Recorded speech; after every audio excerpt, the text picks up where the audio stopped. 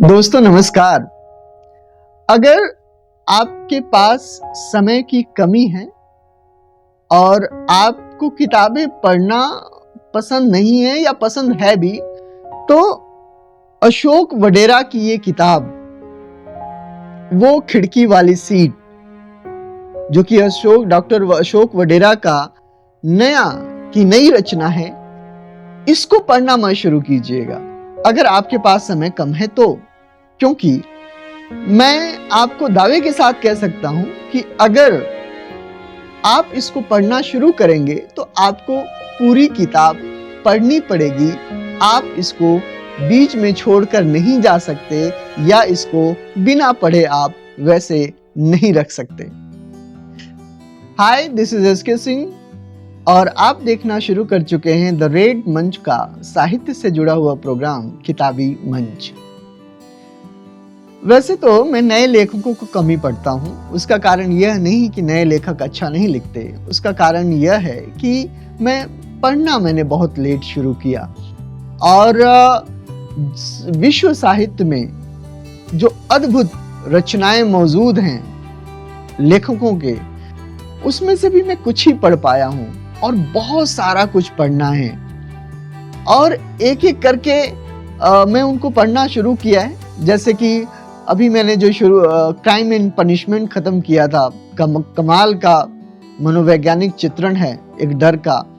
और उसके बाद मैंने जो रविंद्रनाथ टैगोर की एक जो किताब है, उसका नाम है गोरा, अद्भुत किताब है। विनोद कुमार शुक्ल की अभी मैंने वो दीवार में खिड़की रहती थी, वो मैंने खत्म किया। अभी मैं विनोद कुमार शुक्ल का नौकर की कमीज को पढ़ रहा हूं। इसी बीच एक संस्था है अभिव्यक्ति, जो चंडीगढ़ में काम करती है और बहुत से कमाल के लेखक, कहानीकार, कवि इस संस्था से जुड़े हुए हैं। विजय कपूर जो कि एक कमाल के लेखक हैं, शब्दों के जादूगर हैं, वो इस संस्था को चलाते हैं, इसका प्रतिनिधित्व करते हैं। उसी संस्था में मेरी मुलाकात हुई डॉक्टर अशोक वडेरा से और उनके पहली पुस्तक वो खिड़की वाली सीट का विमोचन था। और कमाल के इंसान हैं वो। उनसे मुलाकात हुई और मुझे ये किताब मिली। क्योंकि इस किताब के बारे में एक प्रोग्राम करना था, तो मैंने सोचा कि क्यों ना 2-4 कहानियां इस किताब की पढ़ ली जाए। क्योंकि बिना पढ़े किसी किताब के बारे में कुछ कहना अच्छा नहीं है और जेन्युइन भी नहीं लगता। तो मैंने 2-4 कहानियां मैंने सोचा कि पढ़ लूं। और आप विश्वास नहीं मानेंगे कि जब मैंने ये कहानियां पढ़नी शुरू की, मैं खुद को रोक नहीं पाया। जो दीवार में खिड़की रहती थी, विनोद कुमार शुक्ल की किताब को मैंने वैसे ही रख दिया। पहले मैंने इस किताब को खत्म किया और बहुत मजा आया। पहली रचना है ये, पहली किताब है, लेकिन पहली जैसी बिल्कुल भी नहीं लगती। जो कमाल का, जो कहानी कहने की कला अशोक वडेरा ने इस पूरे किताब में प्रस्तुत की है, वो वाकई बाकमाल है। शब्द बहुत ही सरल, सटीक और क्या कहते हैं उसको, बहुत अपनी मीनिंग को पिरोए हुए है। एग्जाम्पल के तौर पर अगर मैं बात करूं तो आप जहां से शुरू करो, एक अद्भुत चीजें हैं। फॉर एग्जाम्पल मैं बात कर रहा हूं पगला बाबा कहानी की। मैंने पोटली उठाई और उसे खोला। एक चिट्ठी रखी थी। चिट्ठी मुन्नी की थी, जो उसने शायद उस दिन अपने बाबा को लिखा था। बाबा, आज जब मैं कॉलेज से घर लौट रही थी तो कुछ लड़कों ने मुझसे जबरदस्ती की। मैंने खुद को बचाने की कोशिश की, पर वो लोग बहुत गंदे थे बाबा। पढ़ते पढ़ते मेरी भी आंखें नम हो रही थी। आगे लिखा था, बाबा, मैं आपका सामना कैसे करूंगी? मुझे माफ करना, मैं इस तरह से नहीं जी पाऊंगी। मेरी आंखों से आंसू बहने लगे। मैं खत हाथ में लिए घर से बाहर निकल पड़ा, बाबा को ढूंढने के लिए। थोड़ी दूर ही पहुंचा था कि सड़क पर कुछ भीड़ नजर आई। मैं भीड़ की तरफ चल पड़ा। लोग आपस में बातें कर रहे थे। अच्छा इंसान था। पगला कभी किसी को तंग नहीं करता था। भीड़ को पीछे हटा मैं आगे बढ़ा तो पगला बाबा खून से लथपथ पड़ा था। कोई ट्रक उसे टक्कर मार कर गया था। तड़प रहा था वो। ये जो सबसे महत्वपूर्ण बात आप इस कहानी संग्रह में देखेंगे, शब्द कहानी कहने की कला बिल्कुल यूनिक है, किसी से भी मिलती जुलती आपको नजर नहीं आएगी।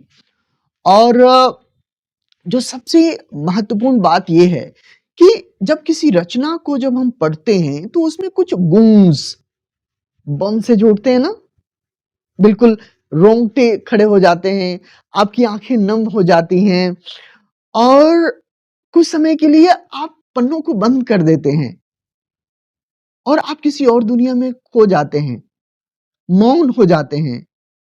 यह किताब आपको पढ़ते पढ़ते आपकी आंखें नम भी कर देगी और आपको मौन भी कर देगी। इतनी संवेदना से भरी हुई ये किताब है।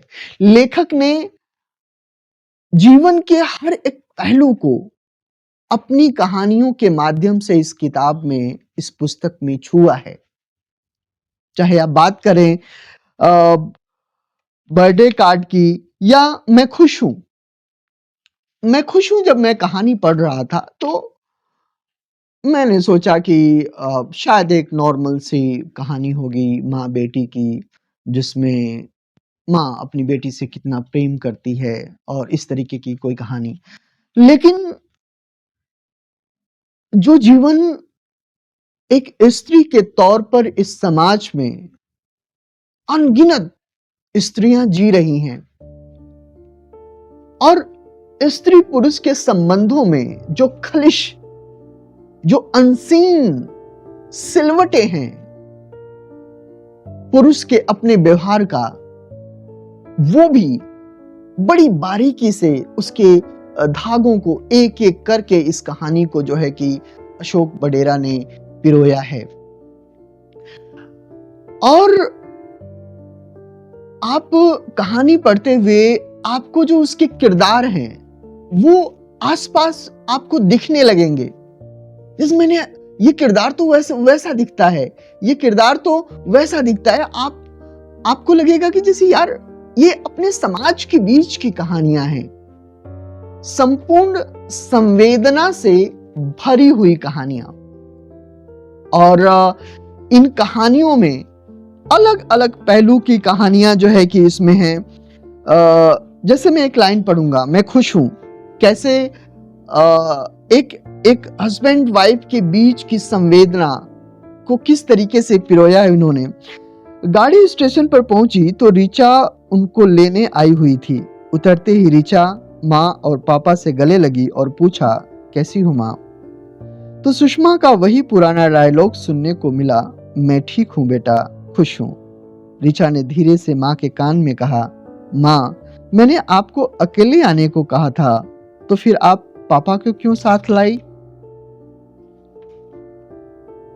ये जो पापा शब्द, पापा का साथ आना, पापा के माँ के साथ रहना, पापा का माँ के इच्छाओं पर रूल करना, अद्भुत कहानी है।